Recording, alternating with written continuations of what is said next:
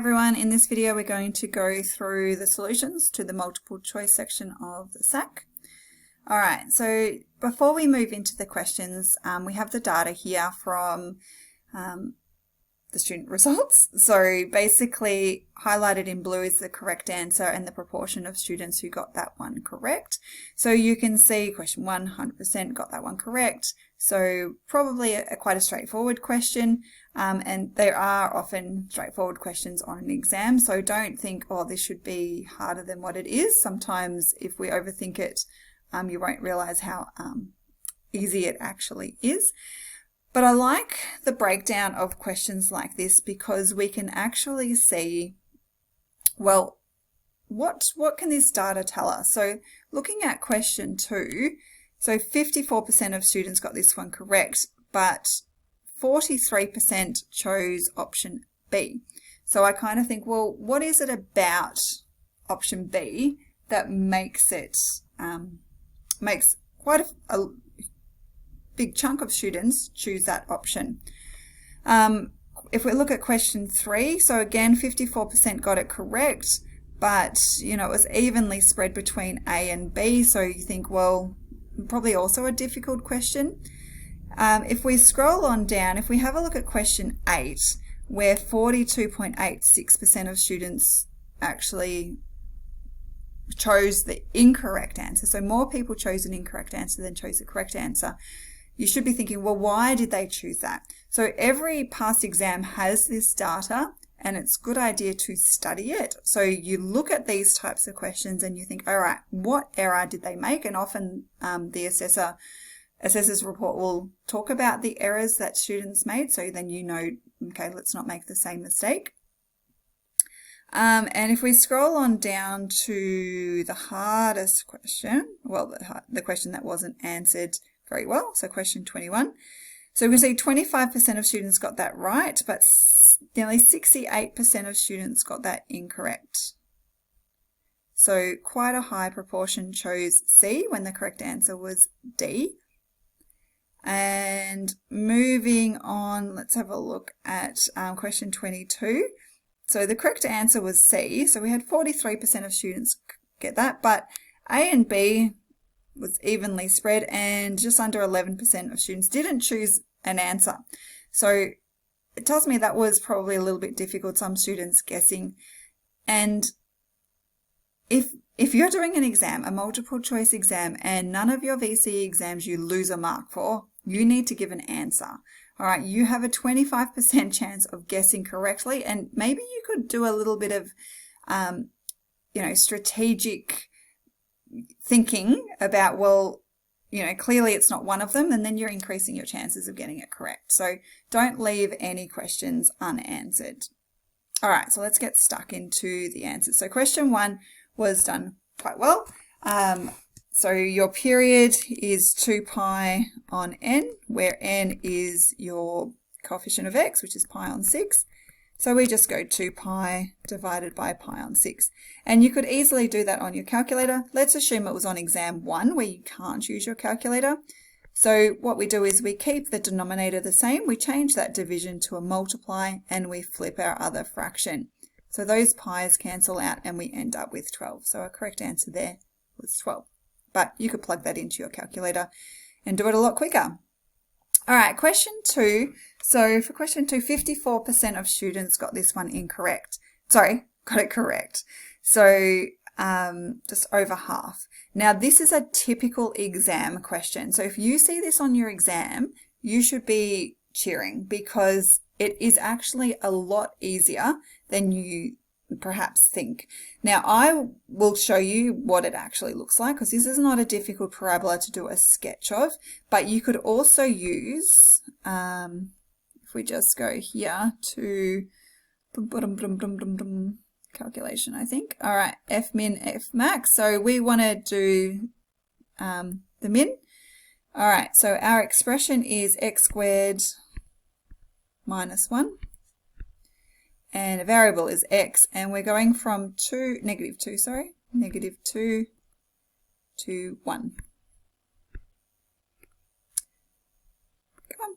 All right, so my minimum value is negative 1. All right, if we have a look at the options, we can just say, well, it's not going to be B or D because they have their minimum value as 0. All right, so let's just change it. So you can just type in F max, or we can do the whole thing again. So calculation F max, same expression, so x squared minus 1, and we're going from -2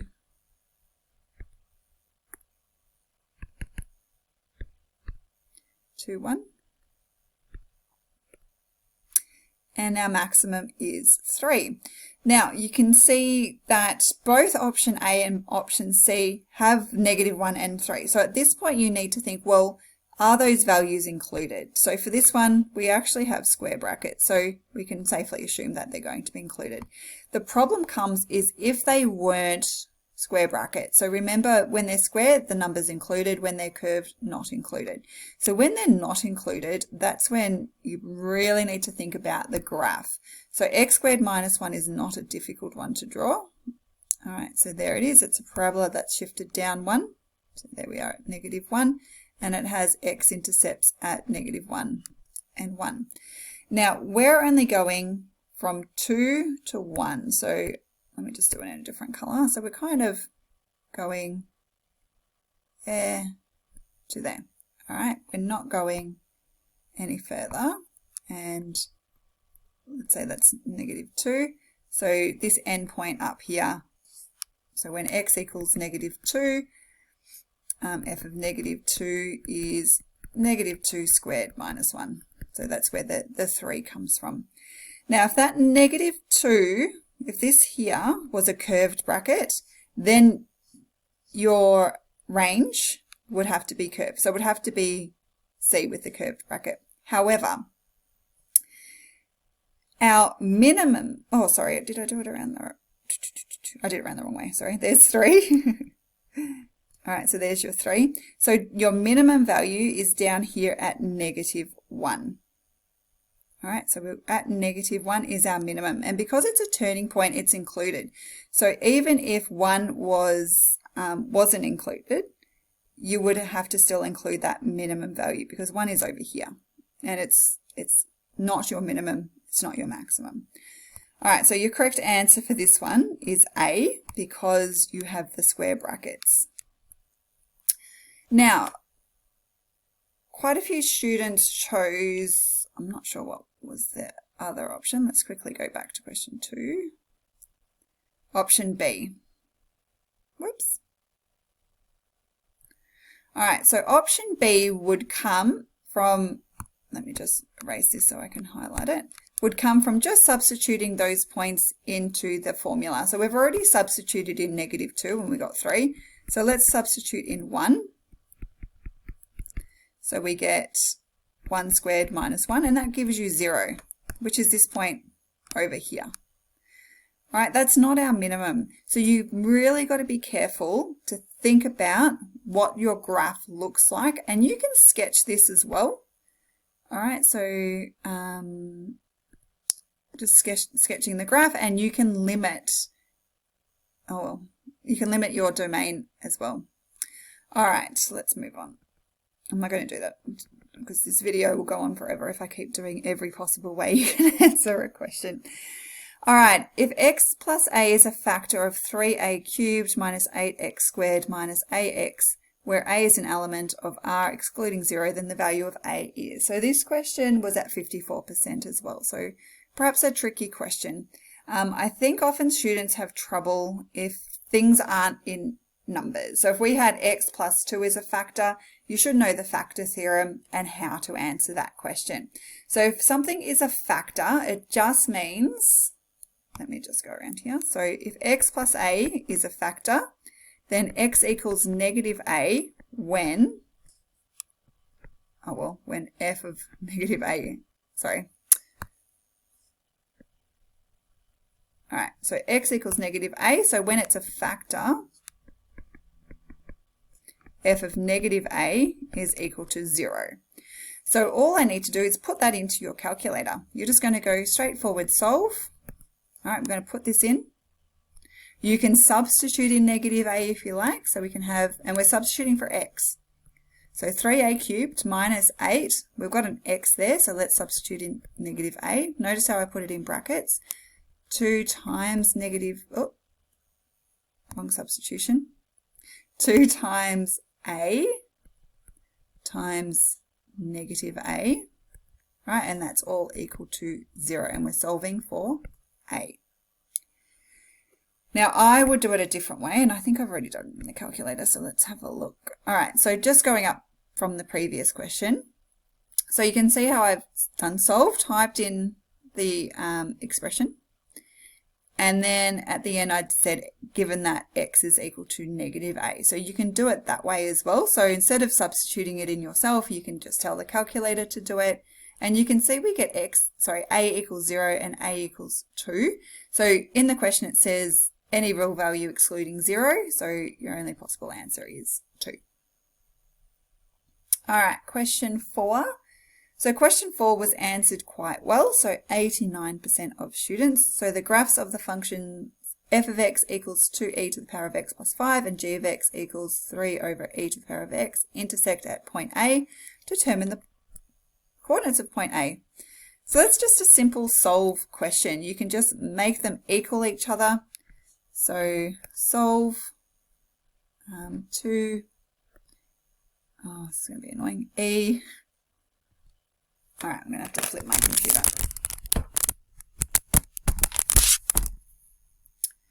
All right, 2e to the power of x plus 5. Oh, come on, guys. 2e to the power of x plus 5 equals, and then the g of x, if you like, use this button, 3 over e to the power of x, and we're solving for x, so comma x. And oh my gosh, I've got it in decimals, so I can just change that to standard, and we get x equals negative natural log of 2. So that's your x coordinate. So I can get rid of a, and I can get rid of c. All right, so there we go, you can get rid of them. So even if I didn't know what the final answer was, so as long as I could get the x-intercept, you've got a 50% chance of guessing it correctly. All right, so now we've got to get the y-coordinate, so we just substitute that in. So I've already got my, actually I only need one of them.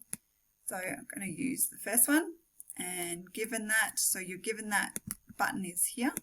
So given that, and then we can just say, all right, I want you to substitute that in, and it'll do it for you. And there we go, that's 6. So your answer is 4D.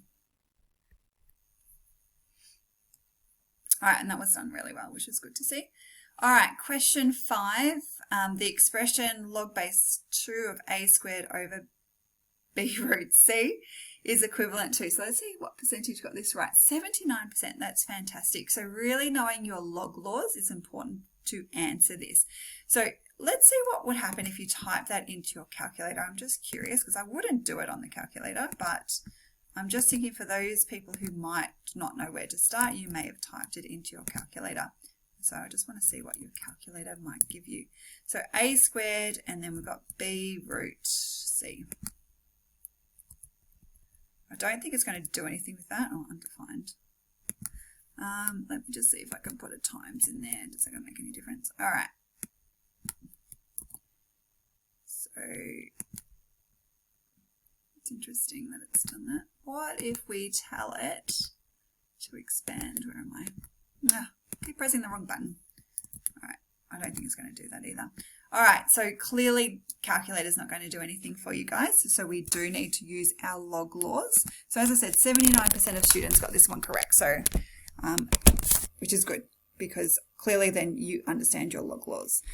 All right, so when we're dividing, we can just separate, so the log of base 2a squared and then minus log base 2 b root c. All right, so there we are at the first point. So do we have anything that doesn't look like that? All right, so I'm just thinking well, I'm pretty sure it's not going to be A. So we've got too many terms there, and neither B. All right, so just with this first log, we can bring that 2 out the front. So 2 log base 2 of A. So you can see C and D both have that. And then we've got log base 2, and I can see they've separated the other log. So that's going to be log base 2 of B, and then plus log base 2 of root C. Now I can see that we've got a half out the front here and a 2. So square root is the same as a half. And the answer is C, because they've brought that half out the front. All right, moving on to question 6. So question 6, 57%. So not answered too well, considering it's a simultaneous linear equations question, which we've done a lot of. And when you're solving linear equations or simultaneous linear equations, just make sure they're set up. So the way I solve it, we need to have it in this form. So just making sure that those pronumerals are in the right order.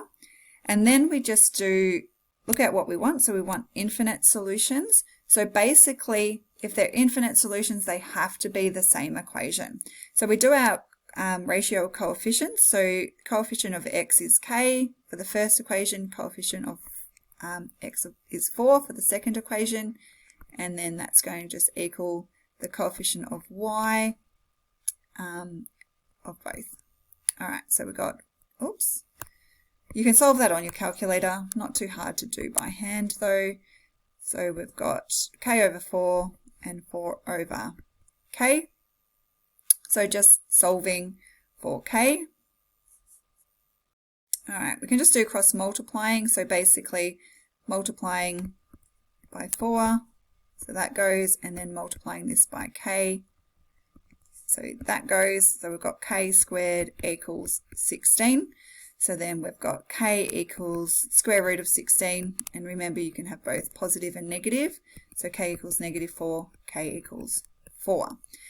Now you'll notice with all your options there, you've got -4 and 4. So you know you're already on the right track.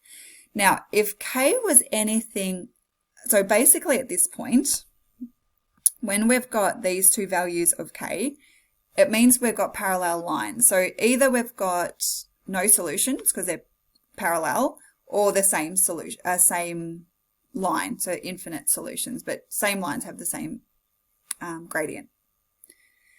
All right, so we can get rid of A, all right, because k has to be either -4 or 4, and here we've got it saying it's excluding -4 and 4, and it can't be C because it's saying, well, it's going to exclude 4, so it doesn't actually, it can't be any real value. It has to be either 4 or -4. Can't be anything else, whereas option C is saying it can be anything other than 4.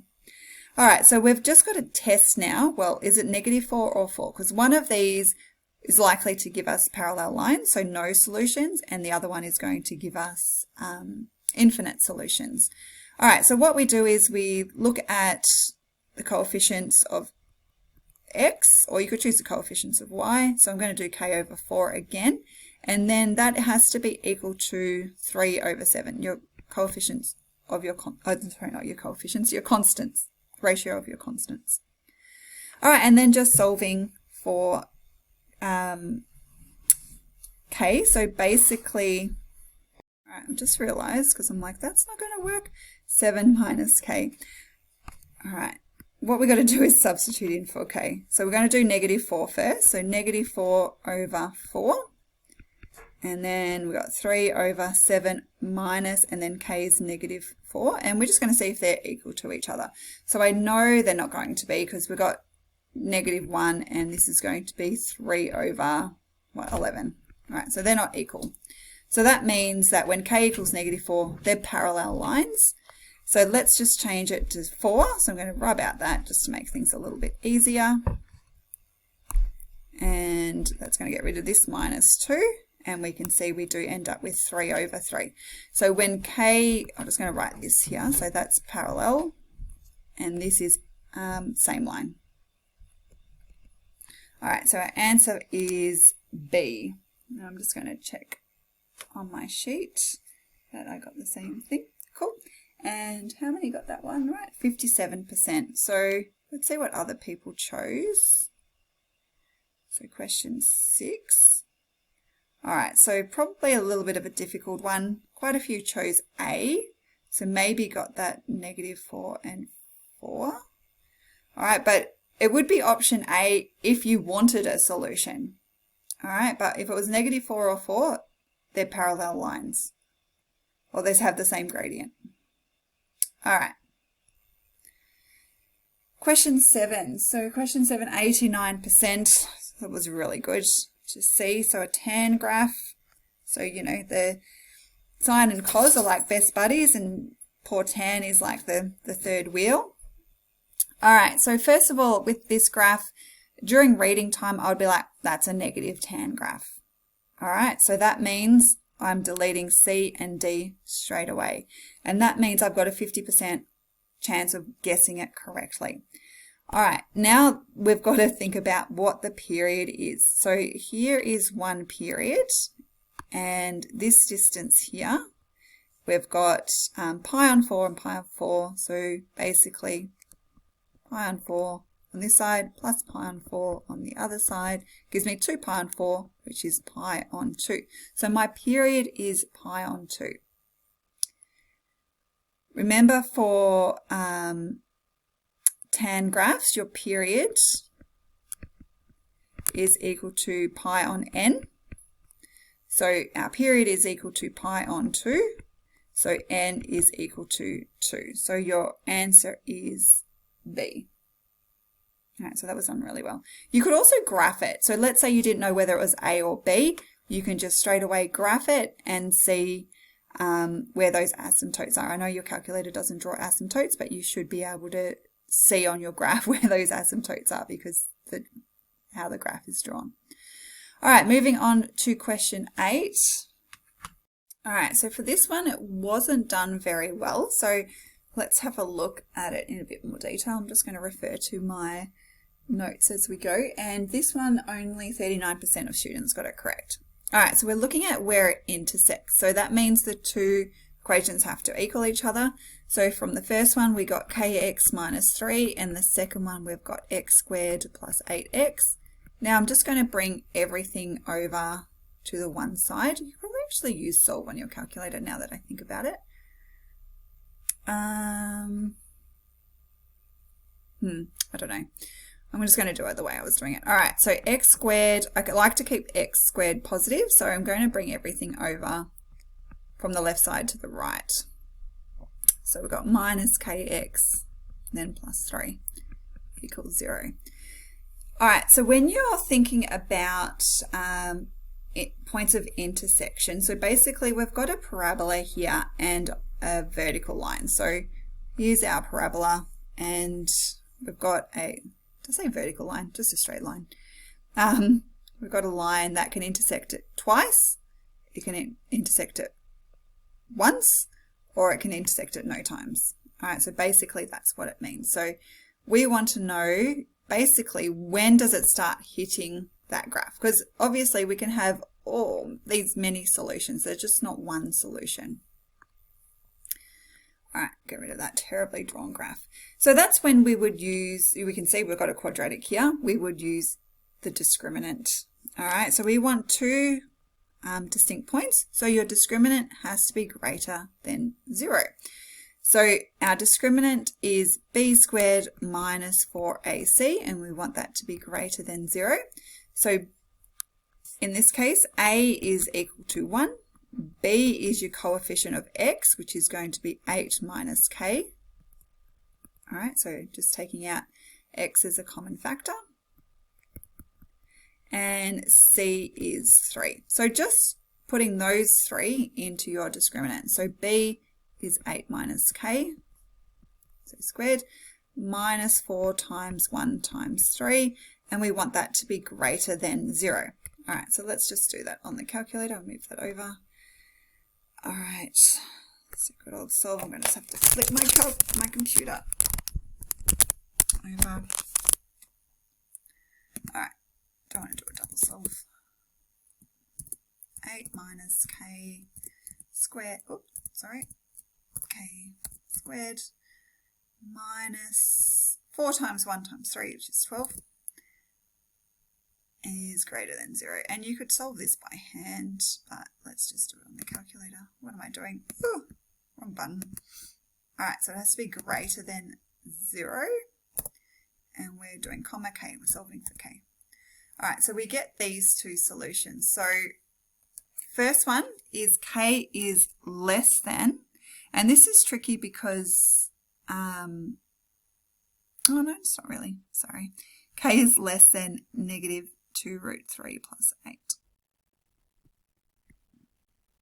Negative 2 root 3 plus 8.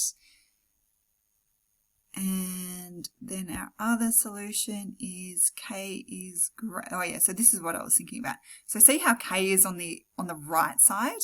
So k is greater than, let me just make sure I write that down correctly, 2 root 3 plus 8.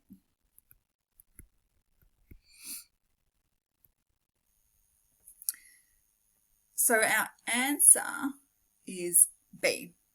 All right, so just interpreting it straight from the calculator, that 8 has been written on the other side of the term, but that's okay. You should be able to move terms, all right, be confident with that. So getting to that point on the calculator, hopefully you can do that and then just recognize, all right, what does it look like on here? So I'm guessing that D was probably the most, is that the one where we had D as the most popular? Yeah, so 42.86. So students were able to get that answer. They just chose the wrong option. All right, so you got to make sure you can interpret what the calculator has written. And you can use inequality signs. All right, we use an inequality sign on the calculator. So don't use equals, because that's when you get a little bit confused. Your calculator will do the inequality for you. All right, moving on to question 9. So what did we get? 100% on that one, the average rate of change. So your average rate of change, you're just basically finding the gradient. I'll quickly do this one just because I don't want question 9 to feel left out, even though you all got 100% on it. All right, so average rate of change is just your rise over run. So we're going to do g of 0 minus g of 3 over 0 minus 3. Or you could do it the other way around, g3 minus g0 over 3 minus 0. You will get the same answer. You can define that in your calculator. You can substitute it whatever you like. You're going to get 6. You've done it. You got 100%. Good going, guys. You will notice on past exams that average rate of change questions were not done very well. Even though you're probably thinking, oh my God, this should be just an easy question. The reason being is that students get average rate of change and average value mixed up. All right, so don't make that mistake. All right, question 10 was worth 57%, so another kind of difficult one. So here we have what looks like a quartic. So I have a look at my options. They're all telling me it's a quartic. So the key thing that I will first look out for is this repeated factor. So when you have a turning point that is on your x-axis, it's actually a repeated factor. So what I have here is the factor x minus 2, and that's going to be x minus 2 squared. All right, so repeated factor. So what I would do is I'm going to cross out B. Oh, I can only cross out B. That's my option. All right, and then I've got to think about, well, my other two x-intercepts. So I've got an x-intercept here at -2, so that makes x plus 2 a factor. So that means I can't cross out anything else. And then this one here is 6, so that gives me x minus 6 as a factor. Now, this is where it gets tricky, and I've just noticed one key thing that we should have recognized before we started is a negative quartic. So that means I've got a negative out the front. So if I had x plus 2, x minus 2 squared, and then x minus 6. All right, so that's the equation of that quartic.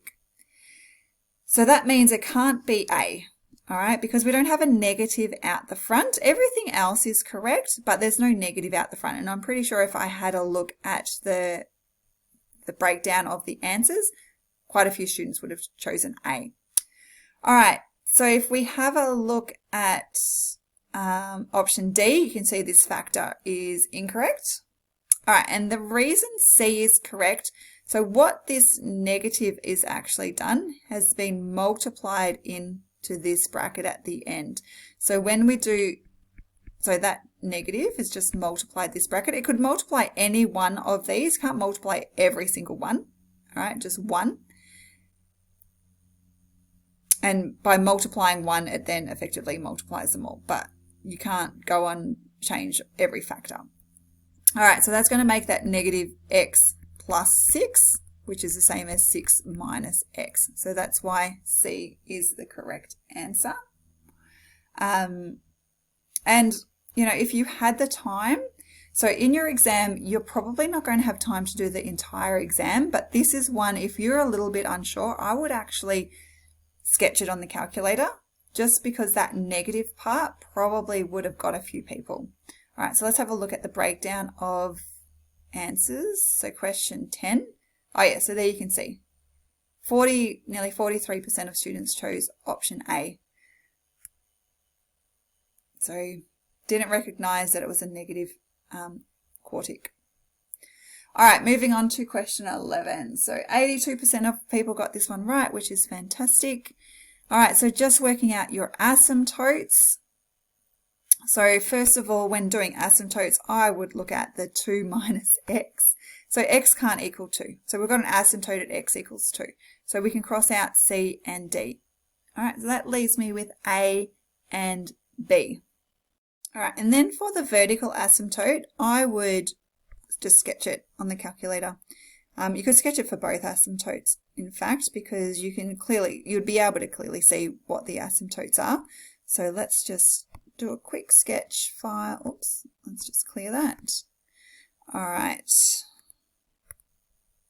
3x minus 5, and then 2 minus x. And if you can't see your graph, you can just go, whoops, you can change your window there. I just wanted to, all right, let's go zoom, standard. Should be able to see it a little bit easier. All right, so you can see clearly there's an asymptote at 2. So even if you didn't know it was 2 from looking at the graph, you can see it there. And then the other two we've got to choose from is 5 on 3, which is a positive number, and we can clearly see that it's at -3. So our asymptote is, our asymptotes are at x equals 2 and y equals -3. All right, question 12, what did we get? 88%, so another one that was done really well. So an inverse function. Well, I'm really pleased with that because this looks like a bit of a tricky one.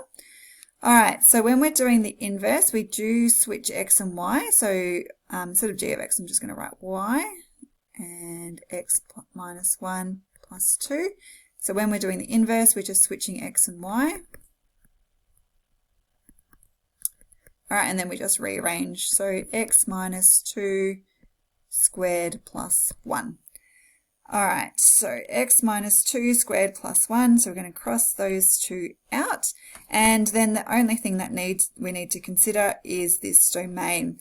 Now we can see with our original one, we've got a domain of 1 to infinity. So if I had to guess what the domain is, I would probably say it was 2 to infinity because just the nature of the graph. So if you're under pressure, you could probably think, well, maybe they're trying to trick me.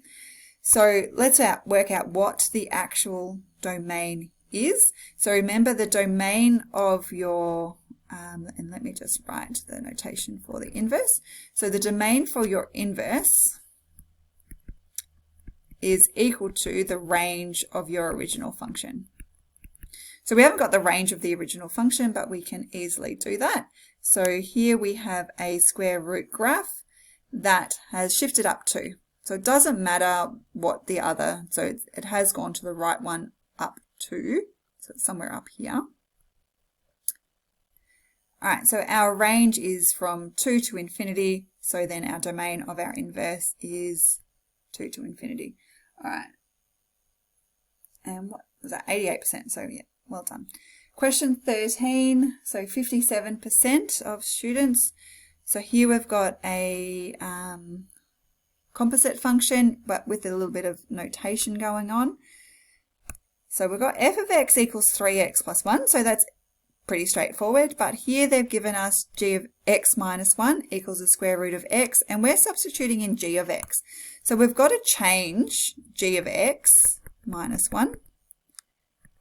All right, so that we end up with g of x. And when you think about that, oh, let me change the color. Oh, I don't like that one. Hold on, what am I doing? Blue. We're going to be adding 1. All right, so to get x on its own, we're going to be adding 1. So I just got to add 1 there as well. So g of x is equal to the square root of x plus 1. So now when I do my substitution, I'm substituting g of x into f of x. So g of x, square root of x plus 1, so 3 times the square root of x plus 1, close bracket plus 1, and didn't really need that bracket there. All right, so our answer is A. All right, question 14. The graph of the quadratic function y equals f of x is shown below. There is a turning point at b, f of b. All right, so we can see that here. And we've got 3 points, A, B, and C. Just quickly seeing how many students. So 54% got this right, so a bit of a tricky one. All right, so this is the graph of our original function, and you can see all the options here, or A, B, and C at least, are referring to the gradient function. So when we do a quick sketch of the gradient, let me just do it in a different color. All right, our gradient is negative going down like that.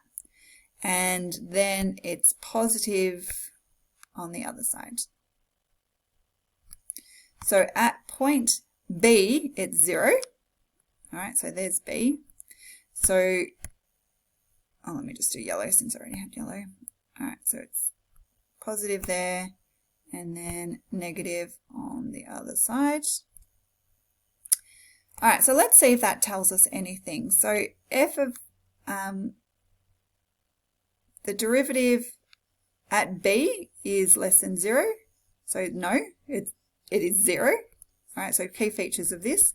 So the gradient at b is equal to 0. All right, let's see the gradient at a. So here's a is negative. All right, so your gradient at a is negative or less than 0. Is that one of the options? No, it's telling me that it's greater than 0, so we can get rid of that. And then c over here, we've got f dash of c is greater than 0. So it is positive, so your answer is A.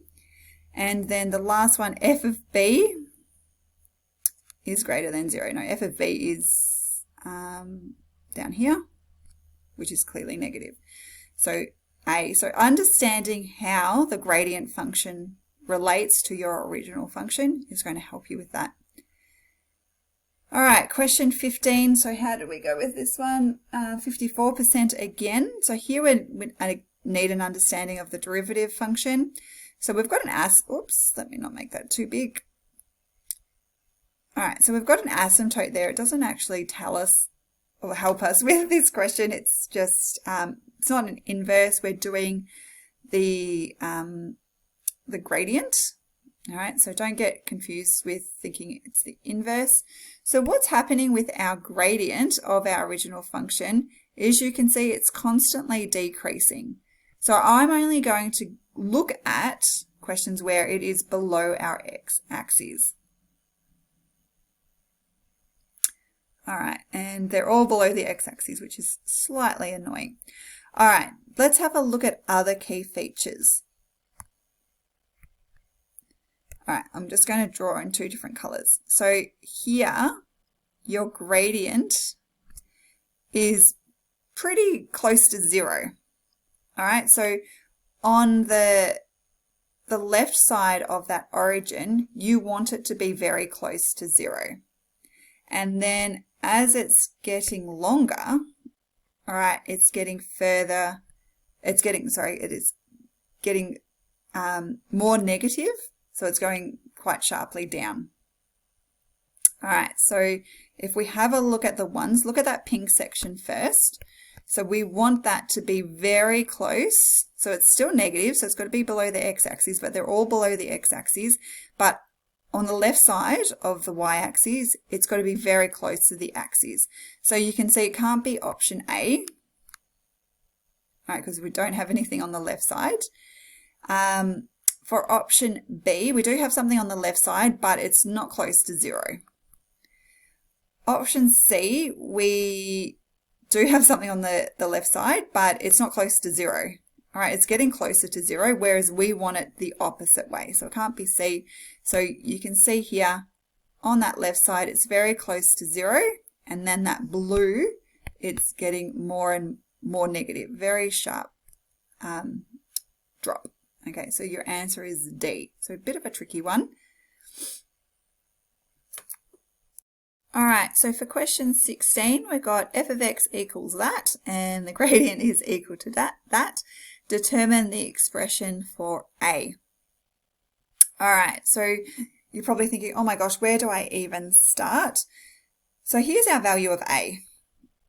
All right, so I'm thinking, well, let's work out what the derivative of this is. It's told me what it is, but I got to work out what A is. So let's actually work out what the derivative of that is. So do that on the calculator.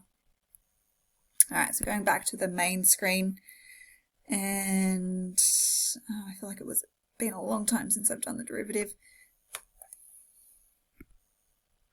All right, what have we got? E to the power of 3x, and then x plus 1 all squared. All right, just make sure that's all written correctly before I press enter. E to the power of 3x, x plus 1 all squared. Cool. Now just want to enter. All right, and we end up with this huge thing. And you're probably thinking, oh, I've done something wrong, because it doesn't look like the derivative that looks on my, is on my sheet. So what we can do is say, all right, let's see if the calculator will factorize it for us. So I'm just going to copy it. Let's see if it copies. All right, and then we're going to just factorize it. So your calculator will do factorizing. So we're going to paste it in. Oh, don't worry about that. I need to quit. All right.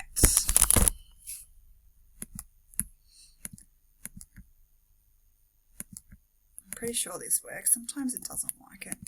There we go.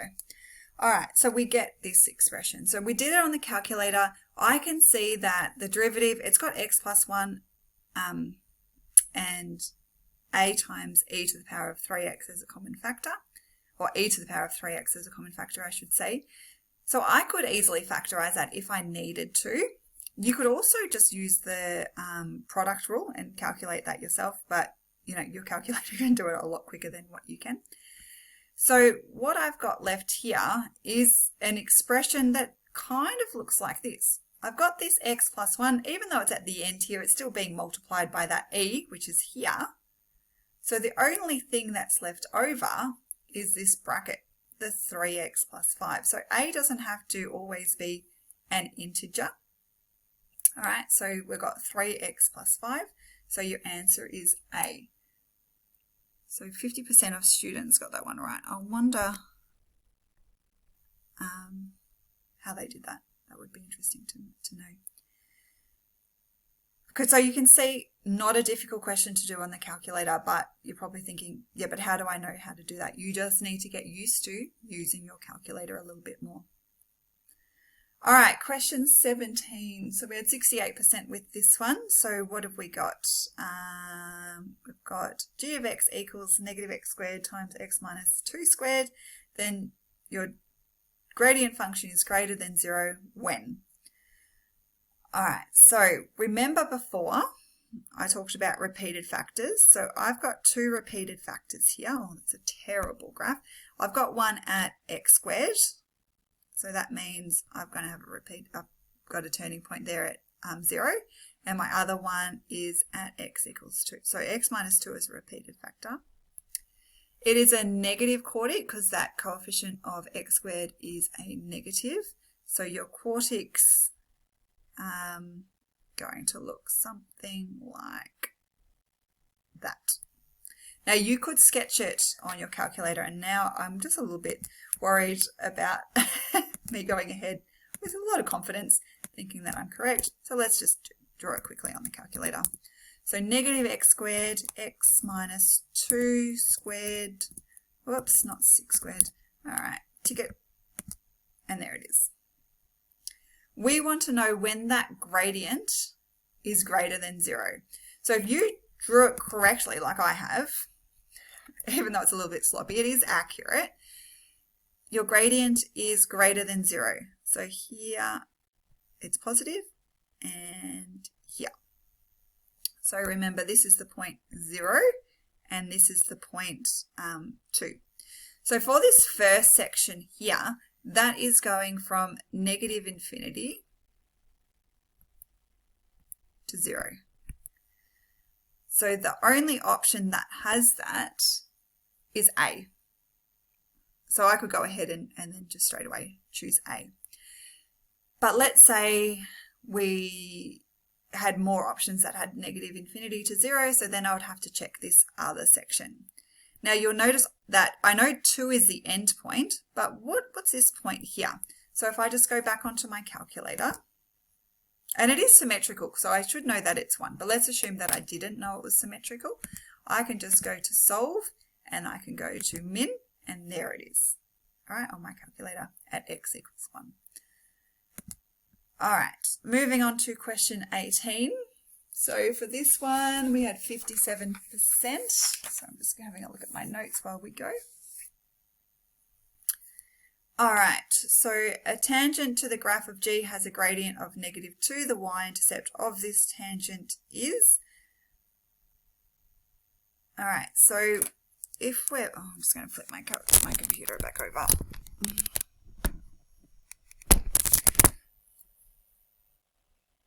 All right, so whenever you see a tangent and it has a gradient, and this one is -2, so that means your derivative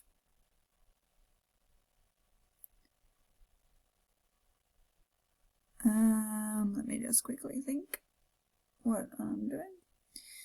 So your gradient is equal to -2, and I'm just thinking,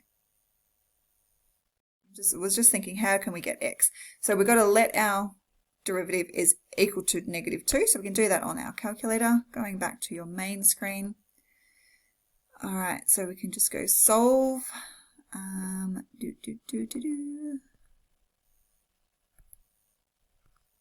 What have we got? 4 cos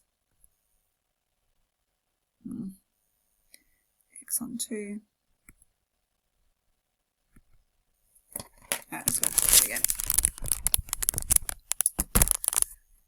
Alright, x on 2. No, come on. Cooperate, please. I'm delete the whole thing.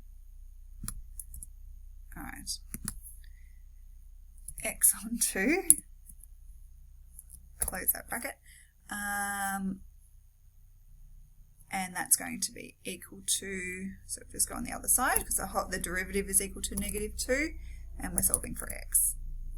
All right, and then you get, oh my gosh, it's giving you a general solution. It's okay, we can just go back here and we can limit the domain. So given that, so x is between 0 and 2 pi.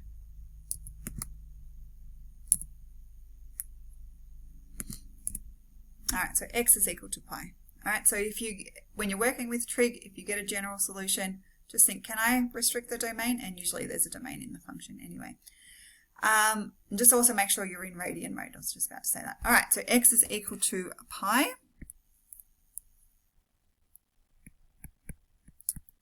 So this tangent is hitting the graph at pi, so we just need to work out what the corresponding, no, I don't need to know what the corresponding y value is. I'm just thinking while I'm doing it. All right, so on your calculator, you can actually do tangents. So interactive, so annoying. Interactive line, where are we? Calculation, line, and tan line. All right, so our expression is 4 cos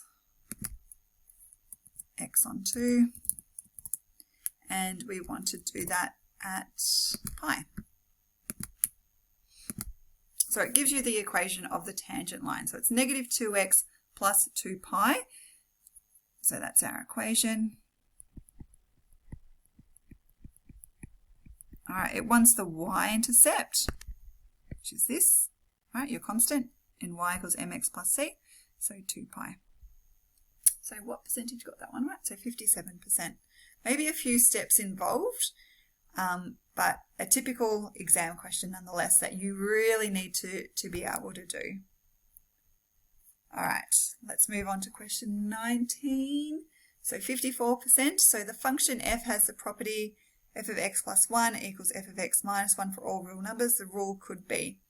So this is where you've just got to check each one of them. So the answer is D. So maybe we'll start with D, and I'll just do one other one because I'm just conscious of how long this video is becoming. All right, so if we're doing f of x plus 1, so I'm just looking at option D to show you. So f of x plus 1 is equal to 1 minus, so wherever I see x, I'm going to put x plus 1. So that becomes 1 minus. You'll notice I put it in brackets just because of this minus sign. So you just want to be careful of that. All right, so those ones cancel out and we're left with negative x. And then we're just going to do f of x minus 1. So f of x minus 1.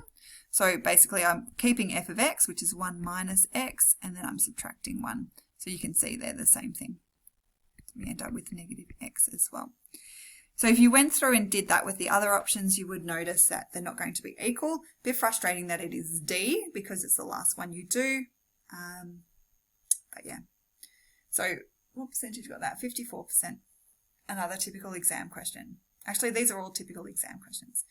All right, question 20. So this one was the worst question. No, it wasn't. That was the next one. Question 21, 25%.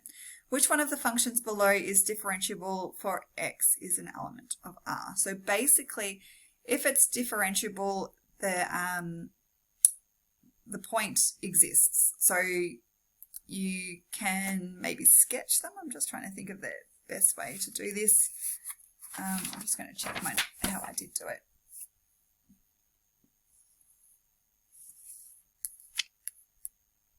All right, I did have a look at mine and I'm thinking, I wouldn't mind doing it graphically.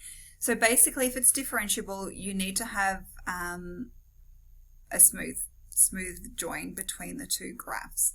So if we have a look, I might just do one as an example because I didn't do it using the calculator, but I kind of think graphically it can be quite good to explain. All right, so for our first one, we've got 1 minus x, and I'm going to put the domain in as well. So I'm going to just go, given that x is less than 0, and then for this one is 1 for x is greater than or equal to 0.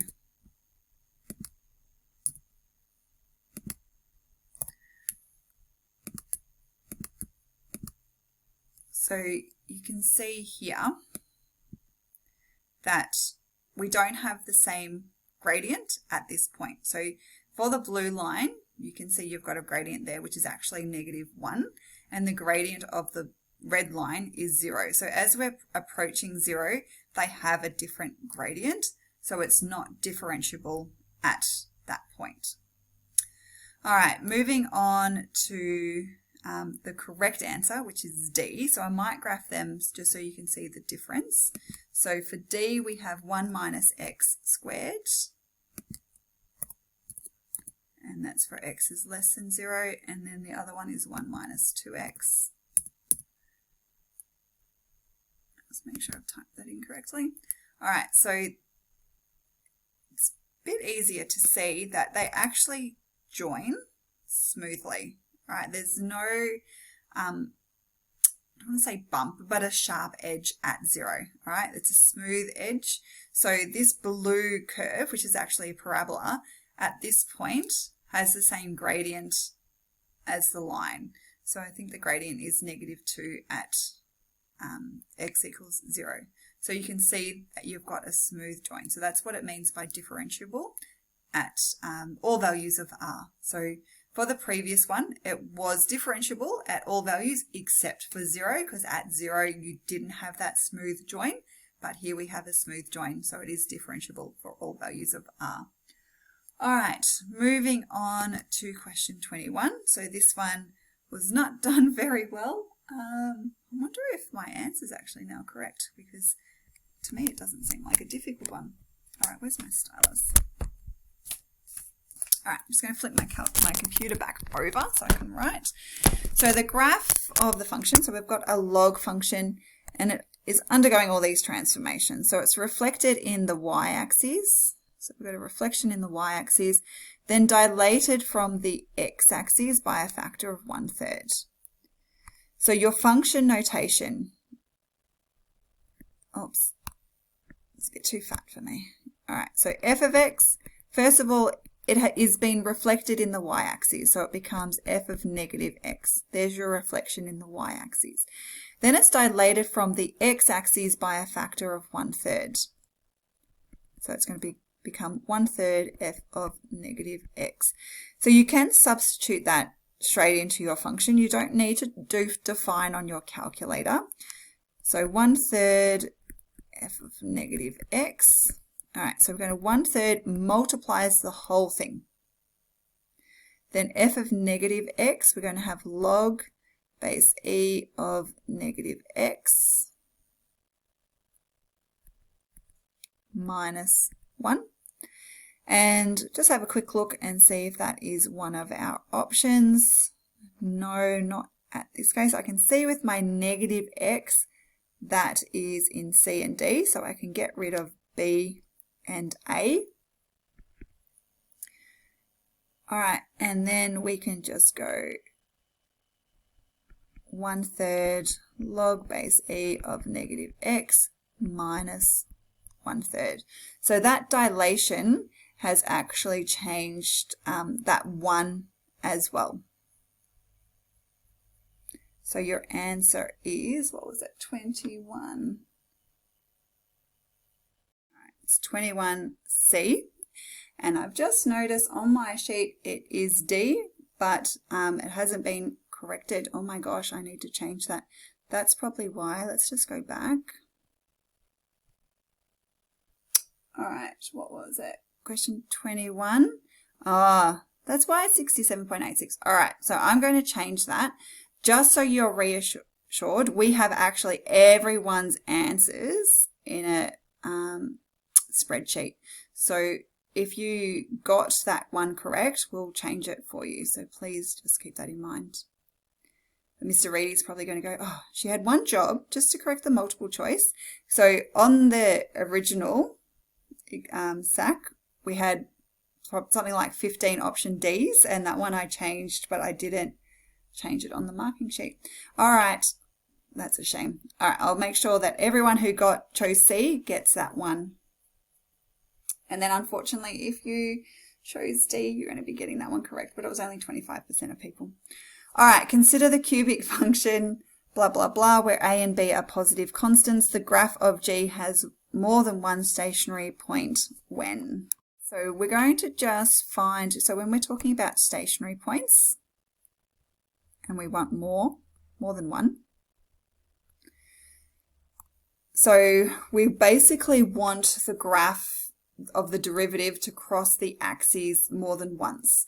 So I can see this is a cubic because we've got x cubed there. So the graph of the gradient function is going to be a parabola. All right, so it doesn't matter. So obviously A and B are going to change that, but I'll just sketch it. So we want more than one. So basically at this point here and this point here, you're going to have stationary points because that's when your gradient is equal to 0. So on the calculator, we can just do the gradient, or the derivative, I should say, or gradient function. Or it's easy to do by hand. So it's 3ax squared plus 4bx plus 1. All right, so easy derivative to do. So it is a parabola. So I can then just say, all right, let's use the discriminant. So remember, we already done a question using the discriminant. So b squared minus 4ac. So b is equal to 4. Actually, let me write it in order. A is equal to 3a. Remember, it's always the coefficient of x squared. And b is equal to 4b. Didn't see that b there. And c is equal to 1. All right, and for you to have more than one solution, it's got to be greater than 0. So when I substitute it in, we're going to have 4b squared. Notice I've put it in brackets because that's going to become 16b squared minus 4 times a, which is 3a, times c, and that's got to be greater than 0. So 4b squared is 16b squared minus 12a is greater than 0. So you can solve that on your calculator. I'm just going to tell you what the answer is. So 4 on 3b squared, I think it's c. Let me just check. All right, so yeah, option is C. So that question only got 43%. So probably a difficult question. All right, moving on to question 23. So the function f of x is a cubic function. The graph of the derivative has x-intercepts at x equals -1 and x equals 6 and has a maximum value of 4. Have I got this one right? Oh, I quite like these questions because you've got to think about what it actually looks like. So we've got a derivative function, so we're going to sketch that. All right, so we're going to just quickly sketch the derivative. It has x-intercepts at -1, so there's -1 and +6, and has a maximum value of 4. So let's just do 4 there. The original function's a cubic, so that means this is a parabola. It's going to look something like that. Terrible, but you get the gist.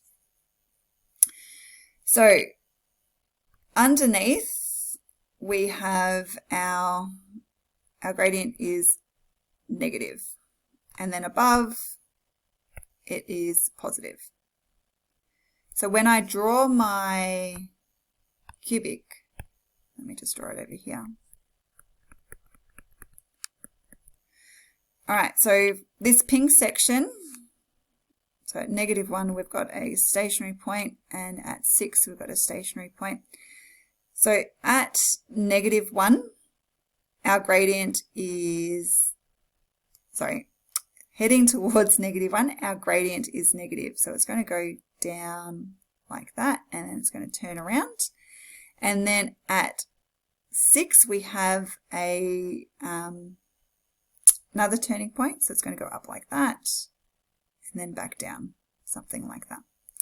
So we have a local maximum here at 6. All right, so understanding how the derivative function relates to your original function. So the answer was, oh God, I thought I got that wrong. I thought it was a maximum. We're looking at the minimum, local minimum at x equals -1. So what percentage got that one right? So 54% for that one. All right, should have been higher, I think. All right, I'm getting delusional. 2 questions to go. The function f is a differentiable function. The derivative of f log e ax with respect to x where ax is greater than or equal to 0 is equal to. So basically this is asking you to use the chain rule. How many have got this one correct? So 47%, so a bit less than 50%, sorry. All right, so we've got a function inside a function, so we're going to use the chain rule. So we're going to let u equal log base e of ax. Now the derivative of that you could do on your calculator, but it is just, and it's also on your formula sheet, just 1 over x. And then that means y is equal to f dash u. So dy du is equal to, sorry, let me just get rid of that. Y is equal to f of u, so the derivative of that is f dash u, which is equal to f dash u is log base e of ax. And using your chain rule, you multiply du dx and dy du. So we end up with 1 over x times f dash log base e of ax. And that is option D. So 47%. All right, moving on to the very last question. So 61% got this one correct. A rectangular sheet of cardboard has a length of 80 centimetres and a width of 50 centimetres. Squares of side length x centimetres are cut from each of the corners as shown in the diagram below. A rectangular box with an open top is then constructed as shown in the diagram below. All right, so you've probably seen questions like this before where you make a box. You probably even made a box from a flat sheet of cardboard. The maximum volume of the box in centimetres squared is equal to. So your volume is equal to length times width times height. So we just need to get length, width, and height in terms of x. So your height is x. All right, if you think about folding those sides up, your length, we'll call this side here, is going to be 80, but we're going to be taking away these x's. So it's going to be 80 minus, we've got two x's, so 2x. And then your width is going to be 50 minus 2x. So your volume is length times width times height. And save me writing that out again. We're just going to put it straight into the calculator. So we can go interactive and then go straight to max because we want the maximum. And then I can just type that expression in as it is. And I might just put my computer to do that.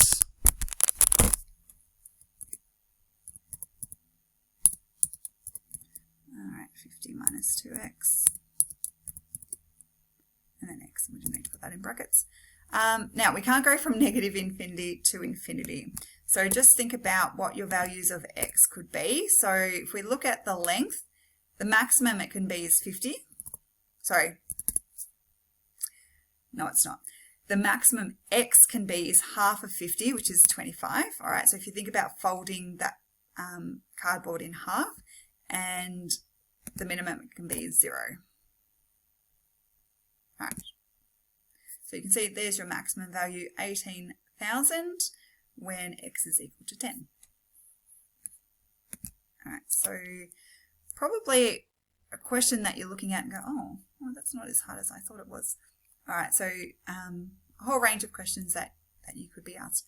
All right, so with that question, what was it? Question 21, I'll make sure that gets fixed. So that is option C, not D, which is good because remember I said the majority of students chose option C.